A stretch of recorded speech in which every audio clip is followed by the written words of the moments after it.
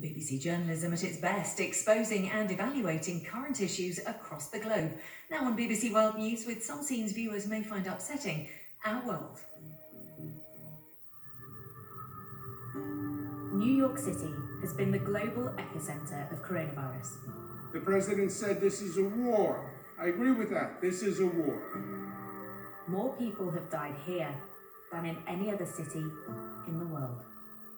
There's times when I walked out the ER and said to myself, what in the world has just happened?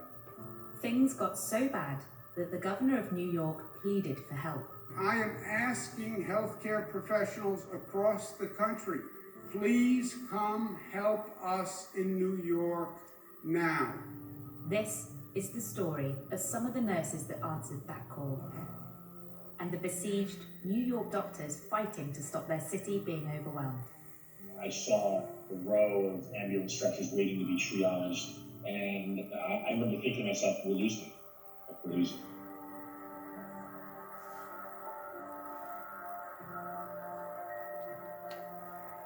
Ellie, come here. I'm Christina Ferguson, and in a week, I will be headed out to New York to help in the Bronx at one of their hospitals. I'm traveling with a coworker of mine and having these skills, critical care for me, ER for him. And we decided, let's do it. This is the first time that I've ever gone on an assignment such as this.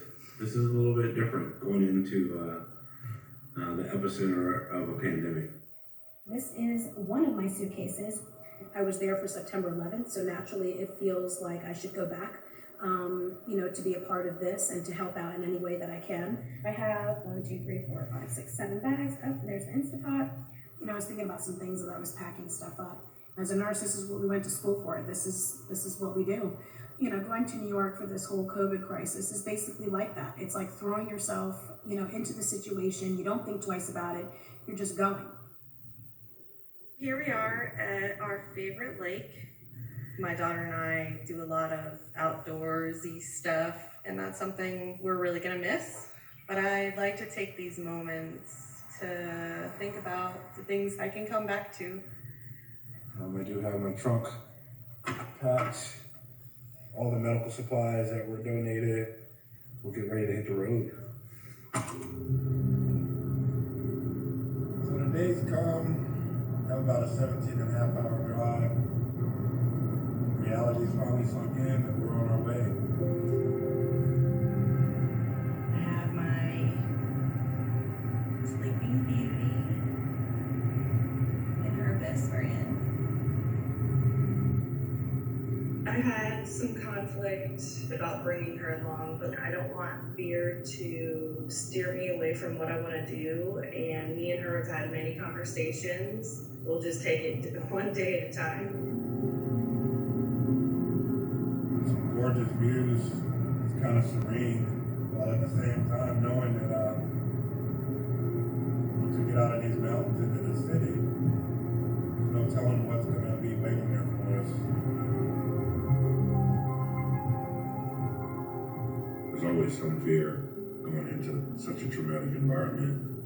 But the moment that I walk into the ER, then it's go time. On March the 13th, New York City recorded its first COVID-19 death. I'm not sure that we could have fathomed how big this would have been. Within a month, more had died through the virus than in 9/11. I never really ever imagined my life that I would see the density of human suffering. And we'll never think about healthcare in the same way.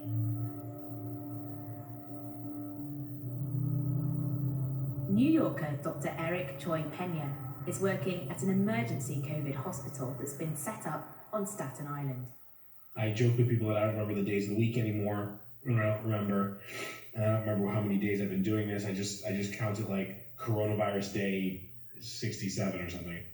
And New York's been through a lot. This is certainly testing us to our limits, but I think we're all hopeful that this is going to get better. It's been a marathon, and we've been acting like it's a sprint. it's as if we were immediately post a hurricane, right? Except the problem is it wasn't like the hurricane just came, hit the coast, and then moved away, and we could start recovery. So it's like, imagine a hurricane sitting over your city for 50 days. Vacations have been deferred, birthdays have been deferred. All we're doing is basically sleeping and coming and working on coronavirus.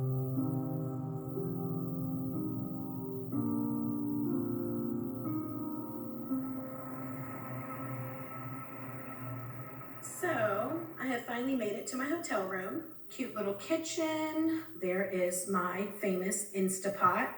Nancy is a critical care nurse who will be working in the same hospital as Dr. Choi Pena.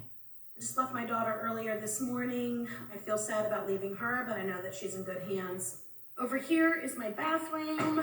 This is where all the action is, right? Makeup, hair, I don't know what, shower. So it looks kind of cozy to me, and I think I'm gonna be very happy here over the next 8 weeks. Christina and Derek will be working in the Bronx, There's our hospital. the borough with the highest death rate in New York. We came 2 days early to get a tour. A lot of sick people. They're coming in quick. That right there is exactly what you think it is. They're about to take a truck away from the hospital. By early April, the situation in New York is so bad that refrigerated trucks are being used as makeshift morgues and mass graves dug to deal with the number of bodies.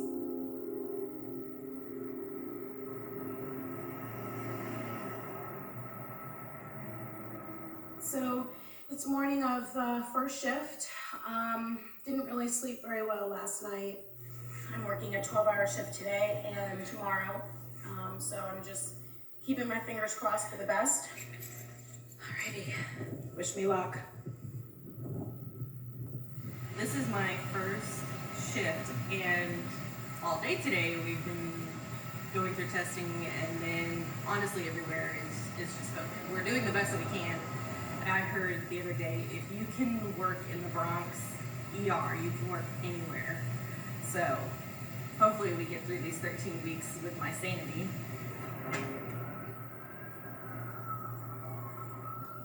So we just finished our shift today, trying to decontaminate and disinfect everything. She's already taken off her shoes.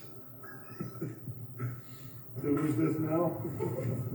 But we keep everything in a bag separated. It's unlike anything that I've ever seen before. To see so many critical patients coming in at one time. You know, the ambulances were nonstop. It seemed like every 2 to 3 minutes there was an ambulance coming in. There's other cases where it's almost like you know that the situation is not going to end well. But never have I seen it to this degree. It's almost as though death is sitting on some of these patients' shoulders, whispering in their ear or something. There's times when I've walked out the door and said to myself, what in the world has just happened?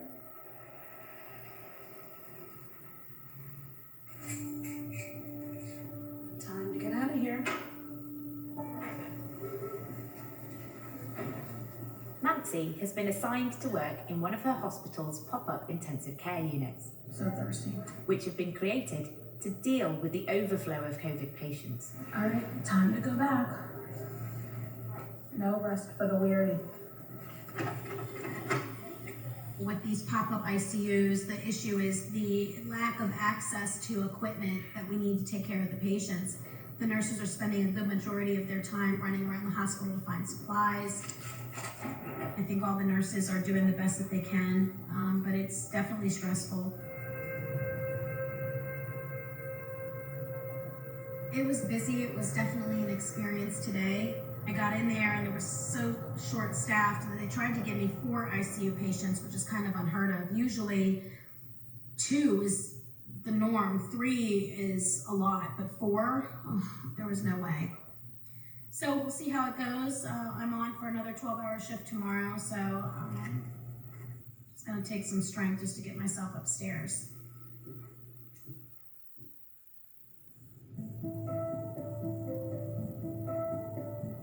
It's become all consuming.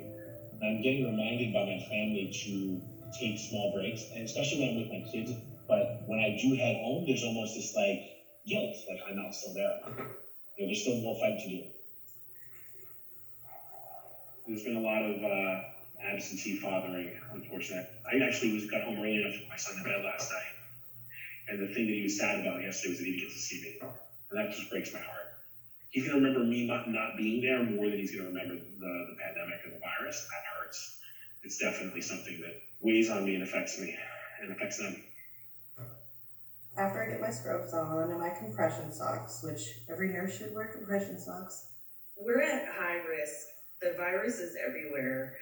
No matter how many times we wash our hands, no matter how many times we sanitize, the risk is very high. I have a scrub cap.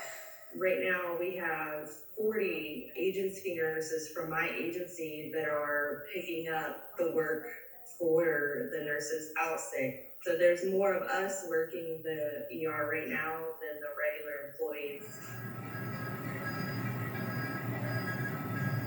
It's extremely busy. It's just a constant flow, one after the other after the other.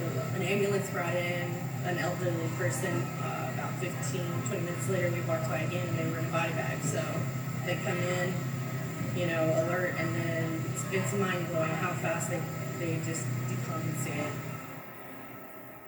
After this is over and healthcare workers don't get the therapy that they need to process this stuff, I think that the statistics are going to be high with suicide attempts in healthcare workers. So that's something that you really got to watch out for. As somebody who works in psych, I know that it's a possibility.